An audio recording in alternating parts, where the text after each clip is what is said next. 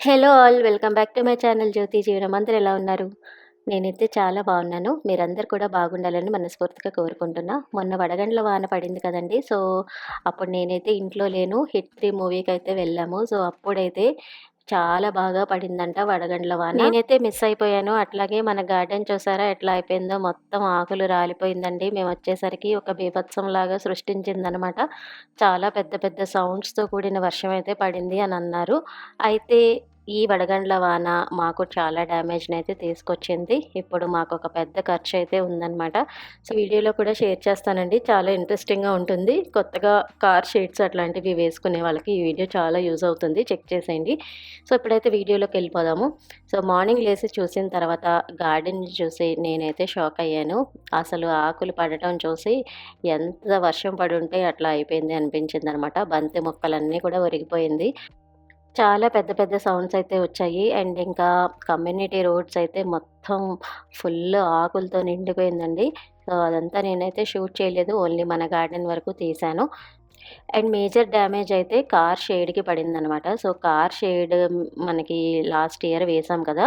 దానికి హోల్స్ అయితే పడింది. సో, అది ఎట్లా పడింది, ఎందుకు పడింది అనేది కూడా ఈ వీడియోలో డిస్కస్ చేస్తాను. అట్లానే మన గార్డెన్‌లో చిన్న హార్వెస్ట్ అయితే చూపిస్తాను. చూపించిన తర్వాత ఈ షీట్ గురించి మనం డిస్కస్ చేసుకుందాము. అలానే మన గార్డెన్‌లో వెజిటబుల్స్‌తో పాటు ఫ్రూట్స్ హార్వెస్టింగ్ కూడా స్టార్ట్ అయిపోయిందండి. ప్రెజెంట్ అయితే కాకరకాయలు హార్వెస్ట్ చేసేస్తున్నాను. సో, కాకరకాయలు కూడా చాలా వస్తున్నాయన్నమాట. సో, కాకరకాయ పొడి కూడా చేసుకొని పెట్టుకుంటే మనకొక 2 మంత్స్ నిలవైతే ఉంటుంది. అండ్ అది ఎలా చేయాలో కూడా నేను ఫ్యూచర్ వీడియోస్‌లో చూపిస్తూ ఉంటాను. అండ్ మార్నింగ్ లేసిన తర్వాత మనం హ్యాండ్ పాలినేషన్ చేస్తే నేతి బీరకి వాటికి కొంచెం మనకి సక్సెస్ రేట్ ఎక్కువ ఉండి కాయలు ఎక్కువ అవ్వడానికి ఛాన్సెస్ ఉంటదండి. అండ్ ఇక్కడ మీరు చూసేది హైబ్రిడ్ టొమాటో చెట్టు. అండ్ ఇది స్టార్ బెండ్ అంటారు కదా! సో, స్టార్ బెండ్ అనమాట ఇది. సో, ఇప్పుడిప్పుడే కాయలొస్తున్నాయి. అండ్ రోజెస్ అయిపోయిన తర్వాత ఖచ్చితంగా మనం ప్రూన్ చేయాలి. ఇవన్నీ మ్యాండేటరీ థింగ్స్ అండి గార్డెనింగ్‌లో. పువ్వులయిపోయిన తర్వాత మనం ప్రూనింగ్ చేసేస్తే చక్కగా మనకి న్యూ షూట్స్ వచ్చి కొత్త ఫ్లవరింగ్ అయితే స్టార్ట్ అవుతుంది. అట్లానే మన గార్డెన్‌లో స్పెషల్ నేరేడు పండయితే వచ్చేసిందండి. సో, ఇది నేనేసి ఆల్మోస్ట్ 1 ఇయర్ అయితే అవుతుంది. అప్పుడే ఫ్రూటింగ్ కూడా స్టార్ట్ అయిపోయి కాయలొస్తున్నాయి. అండ్ చూసారా ఎంత బాగా పండిందో కాయలు. సో, ఇది వైట్ జామును. యూజువల్‌గా మనకి కొంచెం వంకాయ కలర్‌లో అట్లా ఉంటది కదా! జామున్. కాకపోతే ఇది వైట్ వెరైటీ అనమాట. అండ్ స్వీట్‌గా గూడా ఉంటదండి. దాంతో కంపేర్ చేస్తే అది కొంచెం వగరు టేస్ట్ ఉంటది కదా! బట్ ఇది మాత్రం కొంచెం స్వీట్‌గా అనిపిస్తది. అండ్ కొన్ని కాయలు లైట్ పింక్ కలర్‌లో గూడా చేంజ్ అవుతూ ఉంటుంది. యాస్ ఆఫ్ నౌ అయితే బానే పండిపోయింది అన్న ఉద్దేశంతో నేనైతే హార్వెస్ట్ చేసేసా. అండ్ చిన్న చెట్టుకే చూడండి ఎన్ని కాయలొచ్చాయో. మనకి ఆల్మోస్ట్ 2 ఫీట్ ఉంది హైట్ అంతే చెట్టు కూడా. బట్ కాయలు మాత్రం చాలా వచ్చింది. అండ్ మన గార్డెన్‌లో చీకు చెట్టు కూడా ఉంది. అండ్ అవి కూడా అప్పుడప్పుడు ఒక్కొక్క కాయ అట్లా వస్తుందనమాట. ప్రెజెంట్ ఒక కాయ అయితే ఉంది. అది కూడా హార్వెస్ట్ చేసేస్తున్నాను. సో, ఫ్రూట్ మొక్కలు మనం ఎక్కువ మెయింటెనెన్స్ ఏం అవసరం లేదండి. సో, అవి ఒక 2, 3 ఇయర్స్ కనుక మనం వదిలేస్తే మనకి చక్కగా ఇంట్లో పండ్లు తినడానికని ఉంటదనమాట. గార్డెన్‌లో ఎప్పుడు కూడా fruits, vegetables and flowering plants అయితే వేసుకోవాలండి కాంబో. సో, ఫ్లవరింగ్ ప్లాంట్స్ ఉండటం వల్ల మనకి పాలినేషన్ అనేది ఈజీగా అవుతుంది. బీస్‌ని అట్రాక్ట్ చేస్తది కాబట్టి. అండ్ అక్కడక్కడ బంతి మొక్కలు వేసుకున్నారనుకోండి మీకు పెస్ట్ కూడా అటాక్ అనేది తక్కువ ఉంటదనమాట. సో, అందుకనే అప్పుడప్పుడు నేను మధ్య మధ్యలో బంతి నార పోసుకుంటూ ఉంటాను. అండ్ అక్కడక్కడ పెట్టేస్తూ ఉంటాను. అండ్ మింట్ వేయటం వల్ల కూడా మనకి ఇన్సెక్ట్స్ అనేది తగ్గుద్దండి. సో, ఎవరైనా ఇన్సెక్ట్స్, మస్కిటోస్ వాటితో బాధపడుతుంటే మింట్ అండ్ బంతి నార అక్కడక్కడ పెట్టుకోండి. చక్కగా మీకు యూజ్ అవుతది. అండ్ అట్లానే పురుగు కూడా అటాక్ అవ్వకుండా ఉంటది. అండ్ వర్షానికి అన్ని బంతి చెట్లు ఒరిగిపోయింది. అండ్ బాగా ఎండిపోయిందండి ఎందుకో.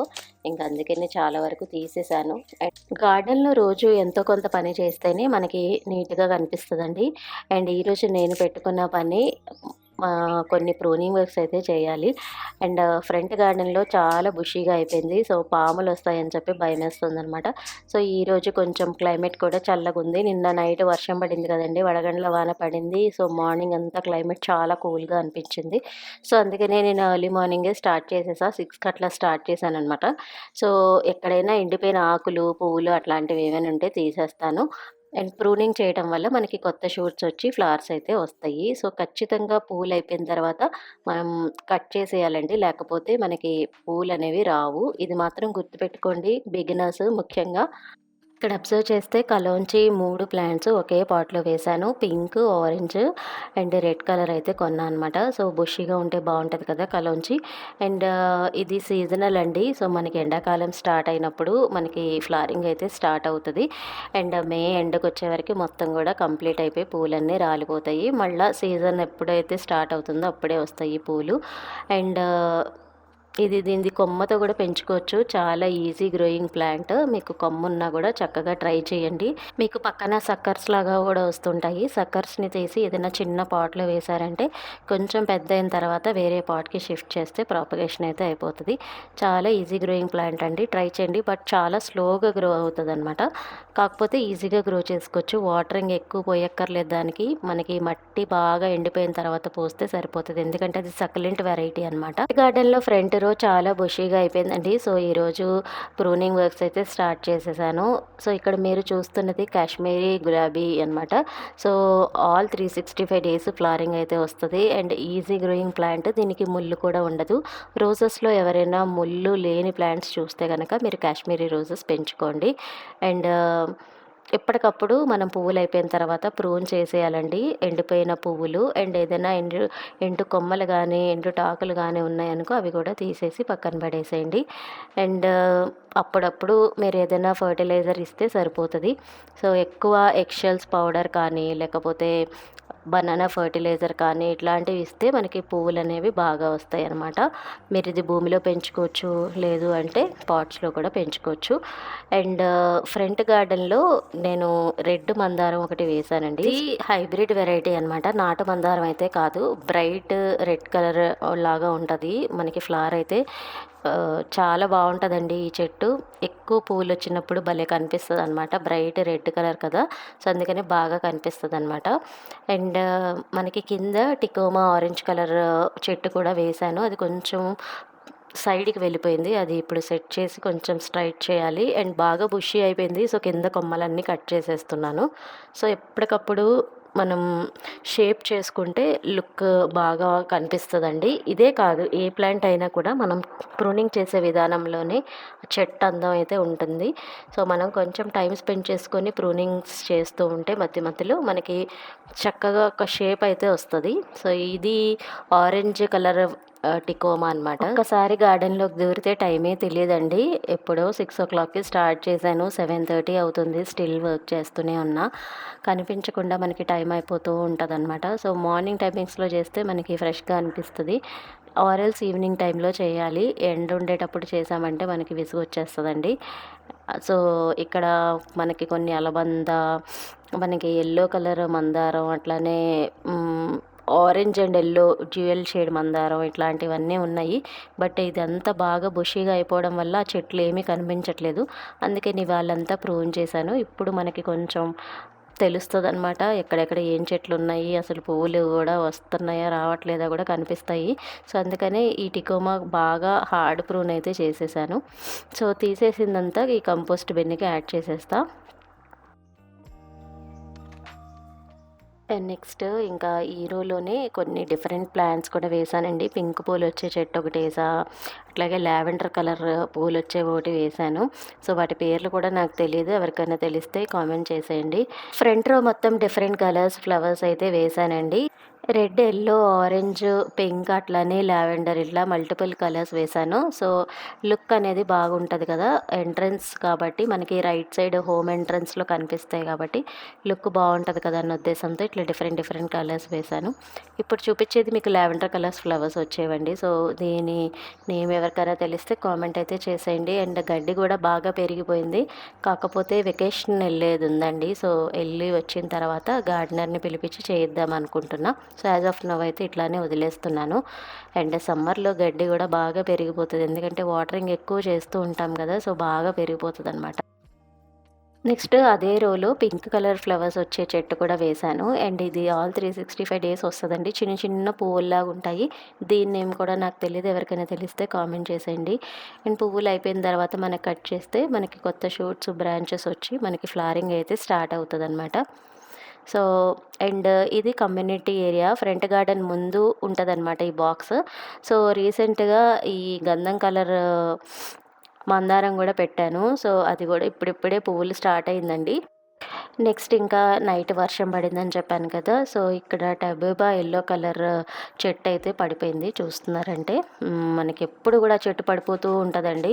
సో, అది బలం ఉండదు. ఊరికే పడిపోతా ఉంటది టబూబా. అది కమ్యూనిటీ వాళ్ళు వేశారు.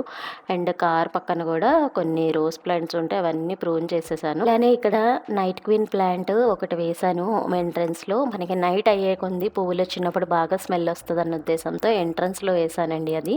అండ్ మీరిక్కడ అబ్జర్వ్ చేస్తే మనకి ఇది గూడా ఒక కైండ్ ఆఫ్ సకలెంట్ వెరైటీనే. ఇది 9:00 ఫ్లవర్స్, కొంతమంది 10:00 ఫ్లవర్స్ అని కూడా అంటూ ఉంటారు. సో, మనకి మట్టి కనిపించకుండా ఉండటానికి ఇది ఆరెంజ్ కలర్‌దయితే వేశాననమాట. సో, అదంతా కూడా ప్రూన్ చేసేసాను ఎక్కువైతే.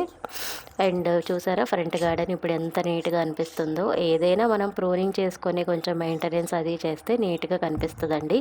ఇప్పుడు చూడండి మందారాలు ఎంత బాగా కనిపిస్తున్నాయో. నెక్స్ట్ నైట్ వడగళ్ళ వాన వల్ల కార్ షేడ్ మనం షీట్ అయితే వేసామండి. ఇదంతా హోల్స్ పడిపోయింది.